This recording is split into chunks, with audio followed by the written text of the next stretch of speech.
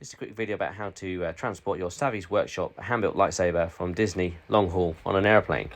So what you want to know is that it's 43 inches in length, which is too big for bags.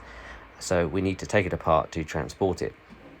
So the LED tube pushes down and twists out very, very easily. And that is 34 inches in length, and that is too long for most suitcases. So there's also the hilt itself, which is 13 inches long. It's quite heavy and quite robust, and it's 5 inches in diameter. So transporting that is not a problem.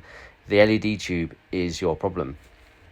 So firstly, take the battery pack out because you don't want it turning on during transport, and put the hilt and the batteries into your hold luggage.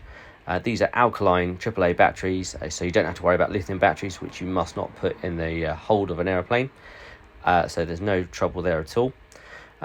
All of the Savi's Workshop lightsabers come with a bag, and so what you do is you take the LED tube and put that into the bag and then tie it off, and you'll be taking that on the plane as hand luggage, and you would put your hilt, the heavy hilt, which is 1.1 kilograms, into your luggage, and then on the plane you can just put the LED tube overhead in the locker, and that fits very snugly indeed.